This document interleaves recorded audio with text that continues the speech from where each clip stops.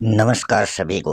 आप सभी का आपके अपने इस YouTube चैनल पर हार्दिक स्वागत है। आज हम आपके समक्ष शिक्षा मनोविज्ञान जो पीडी पाठक द्वारा रचित एक साइकोलॉजी के लिए सबसे महत्वपूर्ण जो पुस्तक है उसका चैप्टर नंबर 19 आज हम आपके समक्ष प्रस्तुत करने जा रहे हैं। इसमें हम देखने वाले हैं बालक का जो चरित्र है उसका निर्माण और उसका चारित्रिक विकास वो किस प्रकार होता है वो हम आज देखेंगे। उस सबसे पहले हम इसमें देखेंगे चरित्र का अर्थ और उसकी परिभाषा कि चरित्र जो है वो होता क्या है। तो चरित्र के अर्थ के संबंध में विद्वानों में पर्याप्त मतभेद है। उदाहरण के रूप में हम इसको समझें तो सैमुअल स्माइल्स का विचार है कि चरित्र जो होता है वो आदतों का पुंज है। ये डेफिनेशन कई बार कंपटीशन एग्जाम में पूछी जा चुकी है। बोले का मत है कि चरित्र जो है ये आत्म नियंत्रण की शक्ति है। तो पुंज किसने कहा है और आत्म नियंत्रण की शक्ति किसने कहा है ये आपको याद रहना चाहिए। फिर नॉवेल्स के अनुसार चरित्र जो है वो पूर्णतया प्रशिक्षित इच्छा शक्ति है। तो जो नॉवेल्स है उसने चरित्र को इच्छा शक्ति माना है और वो इच्छा शक्ति कैसी होनी चाहिए, प्रशिक्षित होनी चाहिए। चरित्र की जितनी भी ये परिभाषाएं ऊपर दी गई हैं ये अपूर्ण मानी गई हैं और एकांगी मानी गई हैं, क्योंकि इनमें से कोई भी चरित्र के अर्थ की पूर्ण व्याख्या नहीं करती है। तो फिर इस चरित्र शब्द के अर्थ की सही व्याख्या क्या है वो हम नीचे देखने वाले हैं। कुछ मनोवैज्ञानिकों ने चरित्र को व्यक्तित्व मतलब पर्सनालिटी, नैतिकता या फिर स्वभाव या इन सभी का पूर्ण योग क्या माना है, चरित्र माना है। किस किस का, व्यक्तित्व, नैतिकता और स्वभाव, इन तीनों का योग, इन तीनों को जब मिलाएंगे तब चरित्र का निर्माण होता है। केमिकल के अनुसार चरित्र न तो इनमें से कुछ है और न इन सब का पूर्ण योग है, कि चरित्र में व्यक्तित्व, नैतिकता या स्वभाव कुछ भी नहीं है और ना ही इनका योग है। फिर चरित्र है क्या आखिर, इसका स्पष्टीकरण करने के लिए हम कुछ परिभाषाएं देखते हैं। सबसे पहले देखेंगे डमविल महोदय ने क्या कहा है। डमविल महोदय ने कहा है कि चरित्र उन सब प्रवृत्तियों का योग है जो कि एक व्यक्ति में होती हैं, कि व्यक्ति में जितनी भी प्रवृत्तियां होती हैं उन सभी में एक जो प्रवृत्ति है वो चरित्र मानी गई है। फिर कारमाइकेल महोदय ने क्या कहा है। कारमाइकेल महोदय ने कहा कि चरित्र एक गतिशील धारणा है, कि यह हमेशा गतिशील रहती है। यह व्यक्ति के दृष्टिकोणों और व्यवहार की विधियों का पूर्ण योग माना जाता है। फिर झा के अनुसार चरित्र क्या होता है। झा ने कहा है कि चरित्र जो है ये अर्जित प्रवृत्तियों का पूर्ण योग है। यह एक मानसिक रचना है जो स्थायी और स्थिर रहती है। यह सदैव व्यवहार को प्रभावित करती रहती है। फिर पेक व अन्य महोदय ने क्या कहा चरित्र के बारे में, कि जो चरित्र है वो दृष्टिकोणों और धारणाओं का स्थायी प्रतिमान है जो नैतिक व्यवहार के प्रकार और प्रकृति की बहुत कुछ भविष्यवाणी करता है।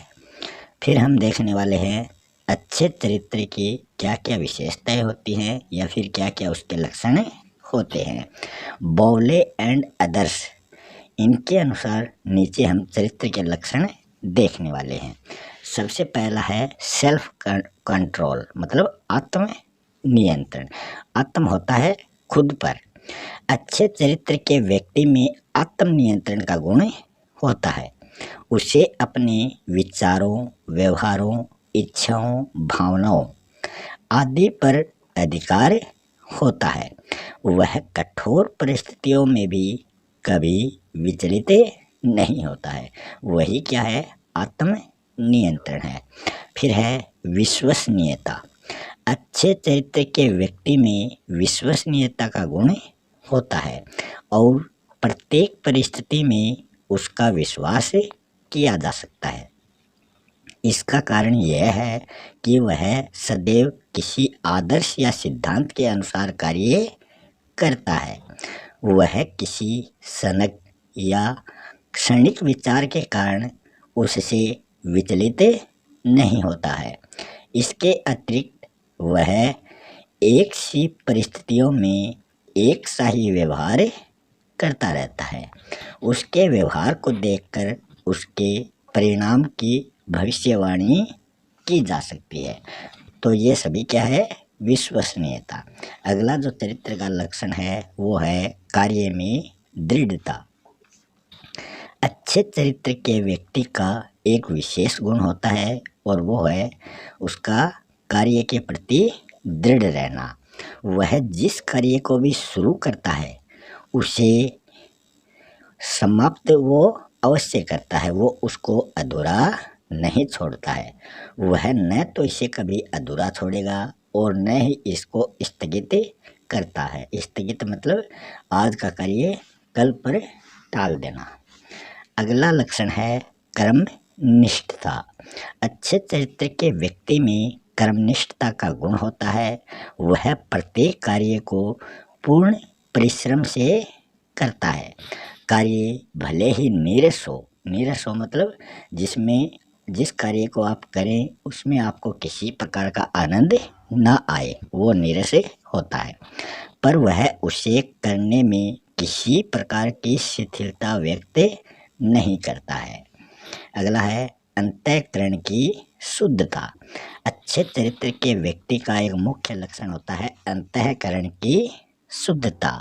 उसका कर्म, वचन और व्यवहार में छल की छाया बिल्कुल नहीं होती। छल क्या होता है? धोखा। कि उसमें कर्म, वचन और व्यवहार में किसी प्रकार का कोई छल या कपट नहीं होता है। अगला लक्षण है उत्तरदायित्व की भावना। अच्छे चरित्र के व्यक्ति में उत्तरदायित्व की भावना पाई जाती है। वह महान कष्ट झेलकर भी अपने उत्तरदायित्व का पूर्ण निर्वाह करता है। अंत में हम ब्राउले व अन्य के शब्दों में ये कह सकते हैं कि चरित्र के ये गुण जो हैं और लक्षण, ये विद्यालय कार्य और सामाजिक जीवन, इन दोनों में प्रत्यक्ष रूप से बहुत महत्वपूर्ण माने जाते हैं। जिन छात्रों में ये गुण होते हैं वे अपनी मानसिक शक्तियों का जो भी उनमें होते हैं अधिकतम प्रयोग करते हैं। आगे हम देखने वाले हैं चरित्र का निर्माण करने वाले कारक कौन कौन से होते हैं, मतलब कौन से फैक्टर जो हैं वो चरित्र का निर्माण करते हैं। स्किनर व हैरीमैन के शब्दों में कैरेक्टर मतलब चरित्र का जो निर्माण है ये करने वाले जो फैक्टर कारक हैं वो एकांगी रूप से नहीं है बल्कि सम्मिलित रूप से वो कार्य करते हैं।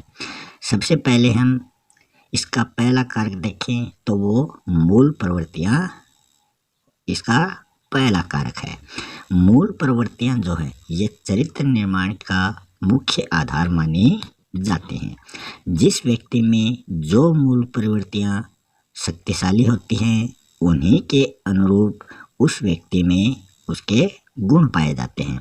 उदाहरण के रूप में हम समझें कि आत्म प्रदर्शन की मूल प्रवृत्ति के कारण व्यक्ति में पद शक्ति और सम्मान के लिए संघर्ष करने का गुण उसमें पाया जाता है। तो पद शक्ति और सम्मान के लिए संघर्ष का गुण ये आत्म प्रदर्शन प्रवृत्ति के कारण व्यक्ति में पाया जाता है। दूसरा इसका फैक्टर है संवेग।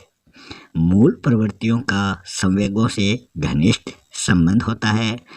इन्हीं के कारण व्यक्ति में कुछ संवेग स्थायी बनकर गुणों या अवगुणों का रूप धारण करते हैं, जैसे कि क्रोध, घृणा ये क्या है? संवेग है।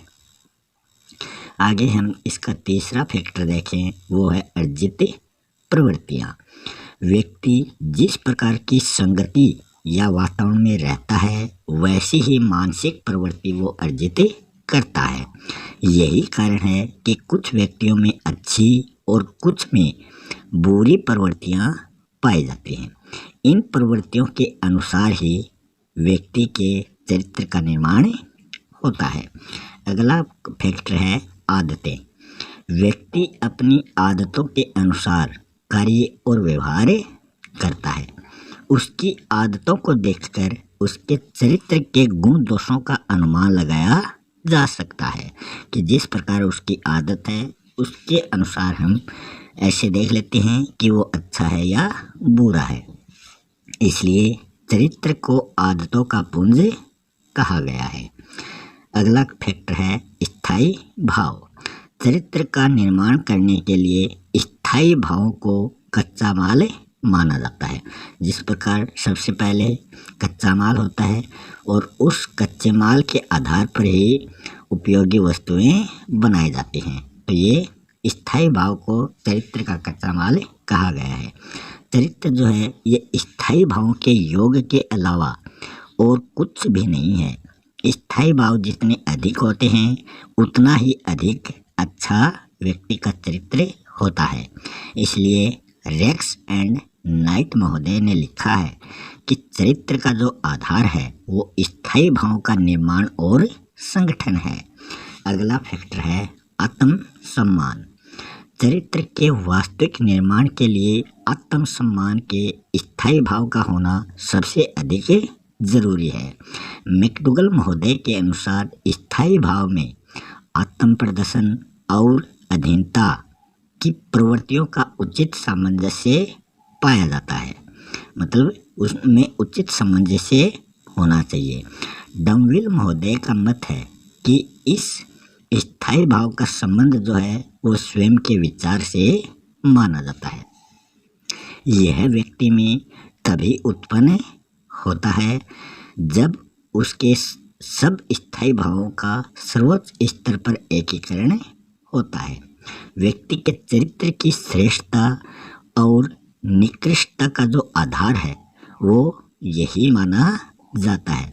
इसके संबंध में रोस महोदय ने लिखा है कि जब आत्मसम्मान नष्ट हो जाता है तब चरित्र जो है वो छिन्न भिन्न मतलब अस्त व्यस्त हो जाता है। तो व्यक्ति में आत्मसम्मान बनाए रखना जरूरी होता है। इसका पुनर्निर्माण करके ही चरित्र का पुनर्संगठन किया जा सकता है। अगला फैक्टर है आनंद। अच्छे कार्य और अच्छे व्यवहार की प्रवृत्तियों का कारण उनमें पाया जाने वाला आनंद माना जाता है। आनंद उसको संतुष्ट करके स्थायी भावों का रूप प्रदान करता है। अतः आनंद जो है वो चरित्र निर्माण में विशेष योग देता है। अगला फैक्टर है इच्छा शक्ति। इच्छा शक्ति की सरलता और निर्बलता के अनुसार ही व्यक्ति का चरित्र सबल या फिर निर्बल होता है। दृढ़ इच्छा शक्ति वाले व्यक्ति को अपने कार्यों, आदतों, विचारों आदि पर पूर्ण अधिकार उसका पाया जाता है। इसलिए डमवेल महोदय ने लिखा है कि इच्छा शक्ति जो है वो चरित्र का सबसे महत्वपूर्ण अंग माना जाता है। अगला कारक है वंशानुक्रम। व्यक्तियों को अनेक चारित्रिक विशेषताएं जो प्राप्त होती हैं वो वंशानुक्रम से ही उनको मिलती हैं। इन विशेषताओं के कारण उनके चरित्र में विभिन्नताएं पाई जाती हैं। इसके संबंध में रोस महोदय ने लिखा है कि ये विशेषताएं हमारे चरित्र को प्रभावित करती हैं, पर इसके स्वरूप को ये कभी निश्चित नहीं करती हैं। तो ये क्या है? वंशानुक्रम है। अगला जो फैक्टर है वो है भौतिक या सामाजिक वातावरण। भौतिक वातावरण के अंतर्गत आते हैं जलवायु, भूमि की बनावट आदि और फिर सामाजिक वातावरण में आते हैं घर, विद्यालय, सगे संबंधी, साथी, सामाजिक संस्थाएं, रीति रिवाज, रहन सहन का स्तर, ये सभी सामाजिक वातावरण में आते हैं। इन सब का चरित्र का निर्माण करने में प्रमुख योगदान होता है। अगला फैक्टर है मानसिक शक्ति। चरित्र निर्माण का एक मुख्य आधार मानसिक शक्ति मानी जाती है। इसका कारण बताते हुए स्टुअर्ट एंड ओकडन महोदय ने लिखा है कि श्रेष्ठ मानसिक शक्ति वाला व्यक्ति अपने लक्ष्यों को प्राप्त करने में साधारणतः सफल और निम्न मानसिक शक्ति वाला व्यक्ति साधारणतः असफल होता है। कि जिसमें मानसिक शक्ति उच्च होगी वो तो सफल होगा और जिसमें न्यून होगी वो असफल होगा। अगला फैक्टर है स्वभाव। चरित्र के निर्माण पर स्वभाव का प्रत्यक्ष प्रभाव पड़ता है। प्रशंसित जो व्यक्ति प्रशंसित रहता है वो आशावादी और क्षीण मन वाला जो व्यक्ति होता है वो निराशावादी होता है। तो जो हमेशा खुश रहेगा वो तो आशावादी रहेगा और जो उदास रहता है वो निराशावादी रहता है। इसके संबंध में रोश महोदय ने लिखा है कि स्वभाव की जन्मजात विशेषताएं वे ईंटें हैं जिनके द्वारा चरित्र का निर्माण किया जाता है। फिर है चरित्र निर्माण के जो रोल है, शिक्षा में उसका क्या रोल है, मतलब उसका क्या कार्य है वो हम देख लेते हैं। स्किनर व हैरीमैन महोदय के अनुसार इस बात से कोई प्रयोजन नहीं है, प्रयोजन क्या होता है, उद्देश्य, कि शिक्षा कहाँ दी जाती है या शिक्षा किस प्रकार दी जाती है। बालक को दी जाने वाली सब शिक्षा को उसके चरित्र निर्माण में अनिवार्य रूप से योग देना चाहिए। आगे हम देखें कि शिक्षा को बालक के चरित्र निर्माण में योग देने के लिए अनेक विधियों को अपनाया जा सकता है। अब हम देखें इसके मुख्य बिंदु। जो चरित्र निर्माण के कार्य, चरित्र निर्माण जो है वो शिक्षा में किस प्रकार कार्य करता है। बालक को नियमित रूप से नैतिक शिक्षा देनी चाहिए। बालक के अच्छे विचारों, इच्छाओं, प्रवृत्तियों को हमेशा प्रोत्साहित करना चाहिए। बालक को उत्तम वातावरण में रखकर उसमें नैतिक गुणों का विकास हमेशा करते रहना चाहिए। बालक को ऐसे वातावरण में रखना चाहिए जिसमें भय, घृणा, क्रोध आदि के समान अवांछनीय स्थायी भाव न उत्पन्न हो। अगला है बालक के प्रति प्रेम, दया और सहानुभूति का व्यवहार करके उसमें इन स्थायी भावों को उत्पन्न करना चाहिए। अगला जो कारक है, जो कार्य है वो है बालक की प्रवृत्तियों का दमन कभी भी नहीं करना चाहिए। कि बालक में जो प्रवृत्तियाँ होती हैं उनको हमेशा हमें बढ़ावा देना चाहिए, ना कि उनको दबाना चाहिए। ऐसा करने से बालक के मस्तिष्क में ग्रंथियाँ बन जाती हैं जिसके फलस्वरूप उसमें दुर्गुण और बुरी प्रवृत्तियाँ पैदा हो जाती हैं। अगला है बालक की मूल प्रवृत्तियों का शोधन, रूप परिवर्तन और प्रशिक्षण करके उत्तम संवेगों का निर्माण करना चाहिए। अगला है बालक को क्षुद्र स्थायी भावों से ऊपर उठाने के लिए उसमें उत्तम आदर्शों, सद्गुणों और अमूर्त स्थायी भावों का निर्माण करना चाहिए। बालक में अच्छी आदतों का निर्माण करना चाहिए और उसकी इच्छा शक्ति को दृढ़ बनाने का प्रयास हमेशा करना चाहिए।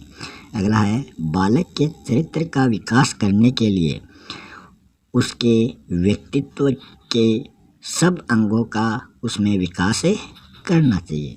फिर है स्किनर व हैरीमैन के अनुसार बालक के चरित्र का निर्माण एकांकी जीवन व्यतीत करने से नहीं होता, बल्कि दूसरों के संपर्क में आने से उसका विकास होता है। अतः विद्यालय को सामाजिक क्रियाओं का आयोजन करके बालक को उसमें भाग लेने के लिए सदैव प्रोत्साहित करना चाहिए, जिससे उसके चरित्र का उत्तम विकास हो सके। फिर है मैकडोगल महोदय के अनुसार आत्मसम्मान का स्थायी भाव जो है वो चरित्र है, और नैतिक स्थायी भाव में वो सबसे श्रेष्ठ है। अतः बालक में इस स्थायी भाव को पूर्ण रूप से विकसित करना चाहिए।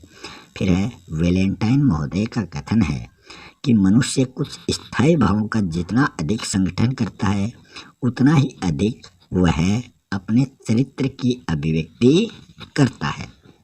अतः बालक में अधिक से अधिक स्थायी भाव का संगठन करने के लिए अग्रलिखित कार्य किए जाने चाहिए। वो कौन कौन से हैं? पहला है उच्च आदर्शों और लक्ष्यों के लिए प्रेरणा देना। अगला है महान व्यक्तियों के विचारों और आदर्शों से परिचित कराना। फिर है प्रसिद्ध वैज्ञानिक, श्रेष्ठ साहित्यकारों आदि की जीवनियाँ सुनाना। अगला है कार्य और सिद्धांत के उत्तम उदाहरण प्रस्तुत करना। यदि विद्यालय ऊपर जो अंकित कार्य हैं उनको संपन्न नहीं करता है, तो वह बालक के चरित्र का निर्माण करने में कदापि सफल नहीं हो सकता। अगर विद्यालय ऊपर जितने भी कार्य बताए गए हैं उनका पालन करता है, तो वो बालक के चरित्र को प्रभावित करता है, उसके चरित्र का विकास आसानी से कर सकता है। अतः इस बात की परम आवश्यकता है कि विद्यालय की शिक्षा का इस प्रकार नियोजन किया जाना चाहिए कि वह बालक के चरित्र का निर्माण करके उसकी भावी सफलता का मार्ग प्रशस्त करे। नेशनल सोसाइटी की ईयर बुक में लिखा गया है कि विद्यालय को यह चुनौती है कि वह बालक के उपयुक्त प्रशिक्षण के लिए सबसे अधिक उपयोगी परिस्थितियों का निर्माण करे। शैशवावस्था में चारित्रिक विकास किस प्रकार से होता है? सबसे पहले हम देखते हैं 3 महीने तक शिशु को अपने उचित या अनुचित आचरण के संबंध में किसी भी प्रकार का कोई ज्ञान नहीं होता है। जैसे ही 1 वर्ष की आयु में वो पहुंचता है, तो बड़े लोगों की इच्छा अनुसार वो आचरण करना शुरू कर देता है। जैसे ही 2 वर्ष की आयु में बालक पहुंचता है, शिशु पहुंचता है, तो वो अच्छे या बुरे कार्यों के अनुसार अपने को अच्छा लड़का या खराब लड़का वो समझने लगता है।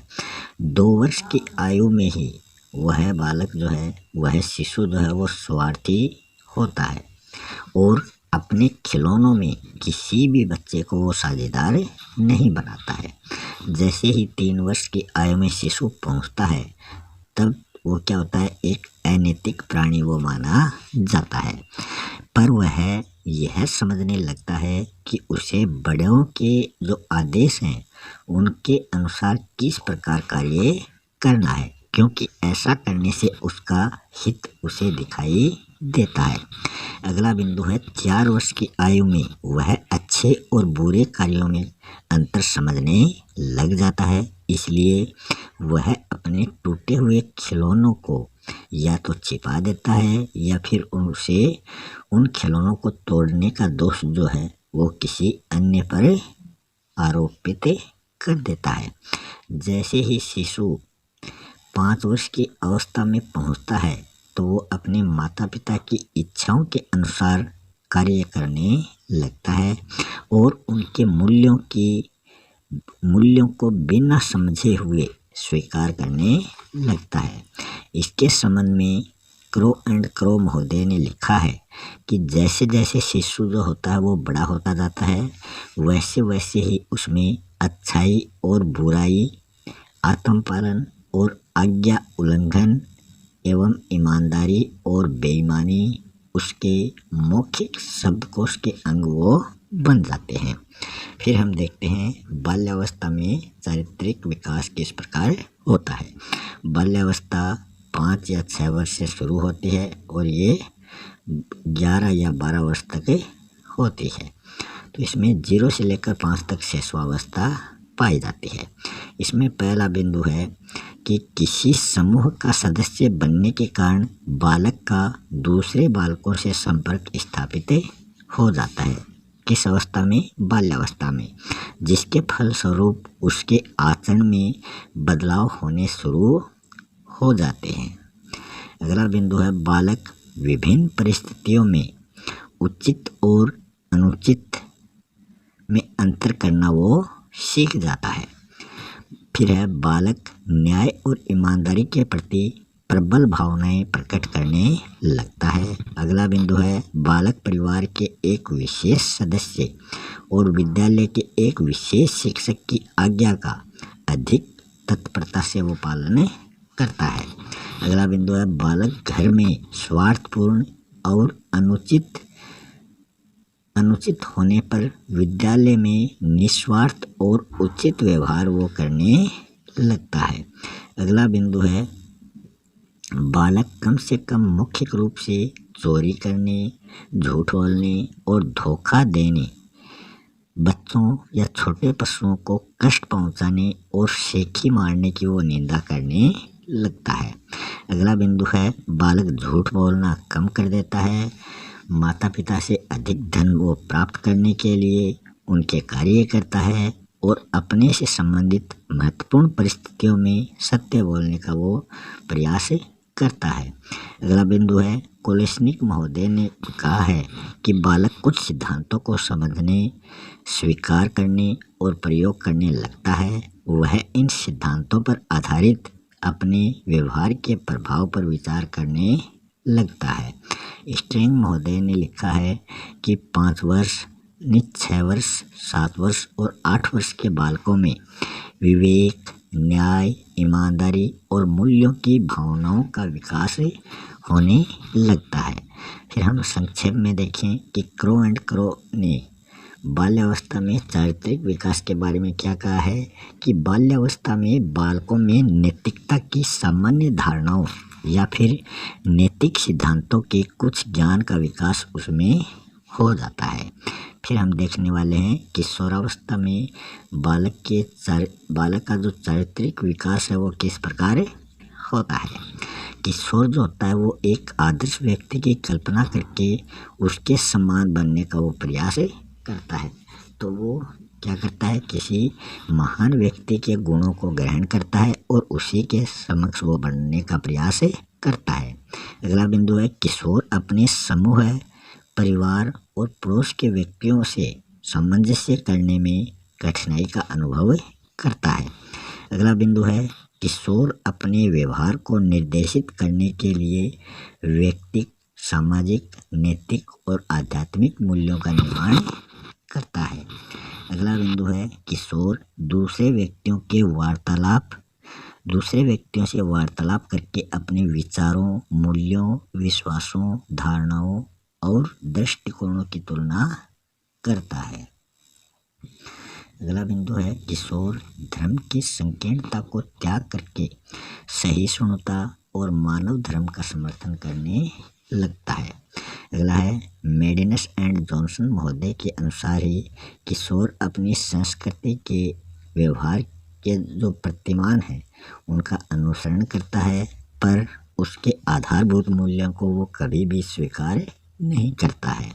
फिर है किशोर के चरित्र की कुछ अन्य विशेषताएं: चिंता, उच्च आदर्श, शक्तिशाली कल्पना, आत्माभिमान, स्वतंत्रता के प्रति प्रेम, धार्मिक रीति रिवाजों में अविश्वास, प्रतिद्वंदिता की भावना, अधिकारियों के विरुद्ध विद्रोह है, विचारों की चंचलता, भावनाओं की प्रबलता और मनोभावों में अकारण एवं आकस्मिक परिवर्तन, ये अन्य विशेषताएं मानी जाती हैं किशोर के चरित्र की।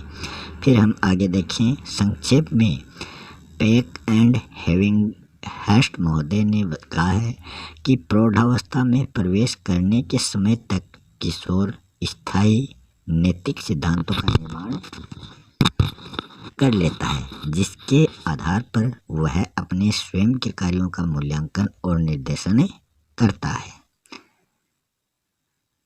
फिर है चारित्रिक विकास को प्रभावित करने वाले कारक कौन कौन से होते हैं। स्किनर व हैरीमैन के अनुसार ऐसा कोई भी पाठ्यक्रम या विधि नहीं है जो जादू से बालक के चरित्र का निर्माण कर दे।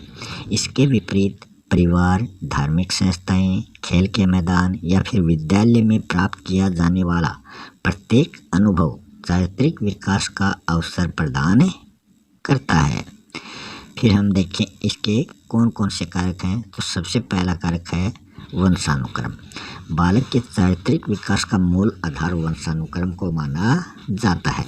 इस तथ्य की पुष्टि वंशानुक्रम से प्राप्त होने वाले मानसिक गुणों का उदाहरण देकर की जा सकती है। टर्मन ने अपने अध्ययनों से ये सिद्ध किया है कि प्रखर बुद्धि वाले बालकों में मंद बुद्धि वाले बालकों की अपेक्षा सत्यता, ईमानदारी और इसी प्रकार के अन्य नैतिक गुण कहीं अधिक पाए जाते हैं।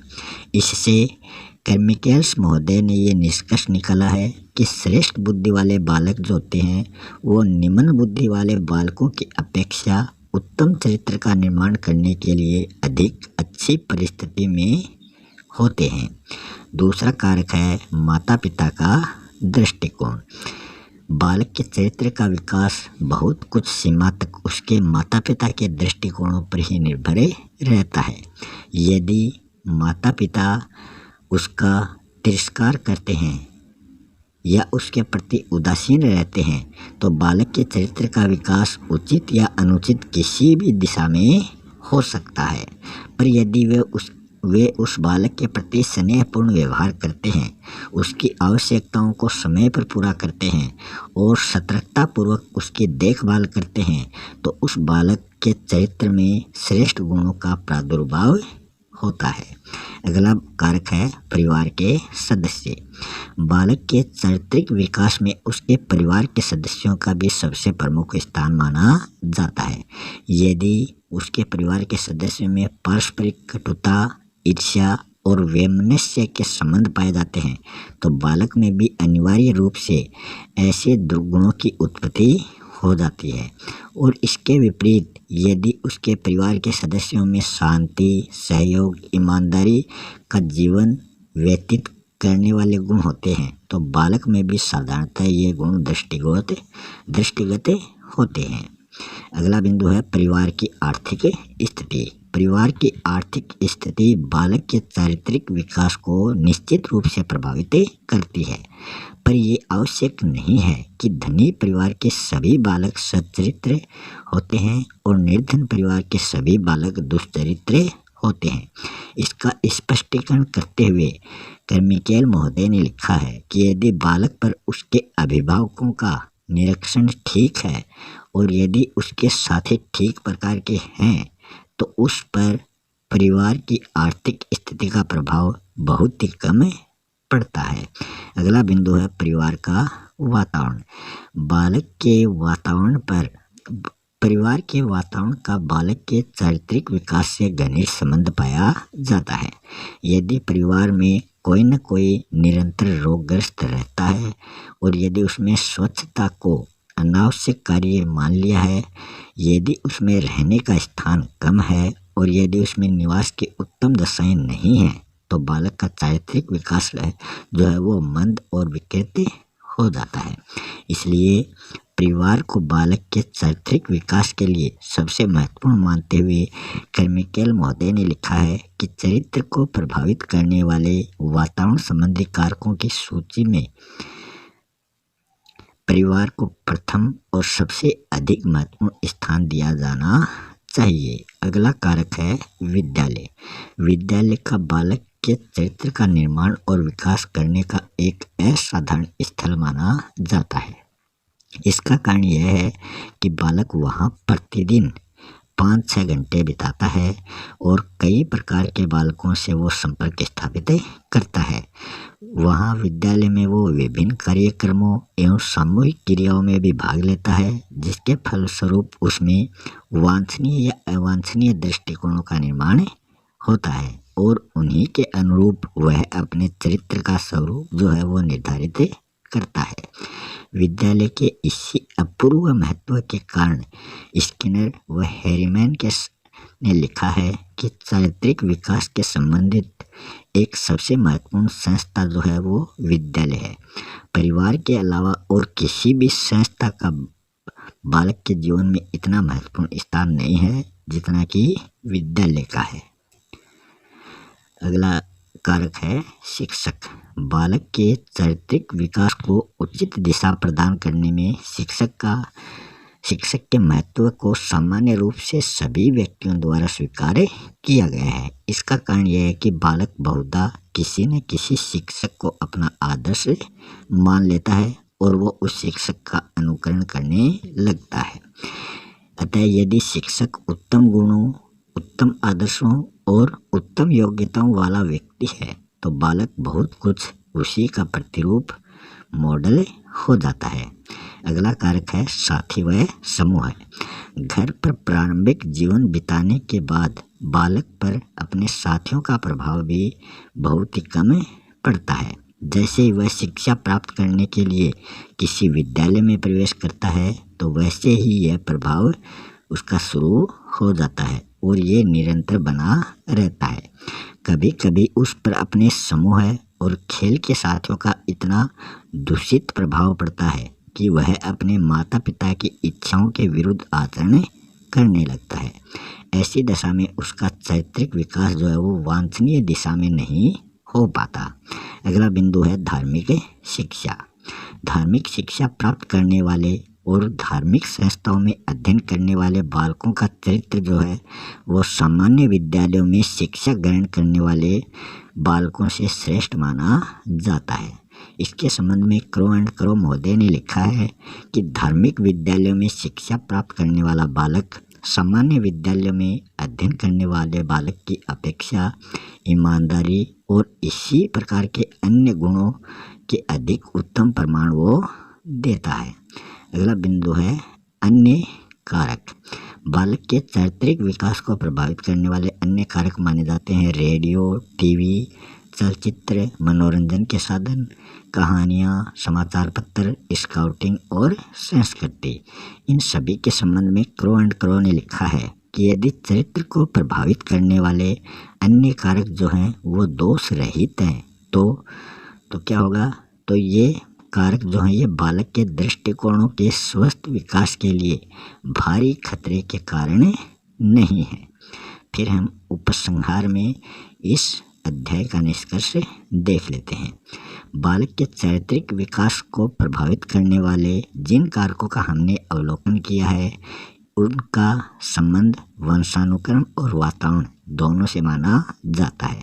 दोनों को समान महत्व देते हुए कार्माइकेल महोदय ने लिखा है कि किसी भी अवस्था में व्यक्ति का चारित्रिक विकास कुछ जन्मजात कारकों और कुछ वातावरण संबंधी दशाओं पर आधारित कारकों के एकीकरण का परिणाम होता है। तो ये हैं इस अध्याय से संबंधित इम्पोर्टेंट क्वेश्चन। अगर आपको वीडियो अच्छा लगे तो वीडियो को लाइक करें, शेयर करें और चैनल को सब्सक्राइब करना ना भूलें। मिलते हैं नेक्स्ट वीडियो में एक नए टॉपिक के साथ। तब तक के लिए जय हिंद, जय भारत।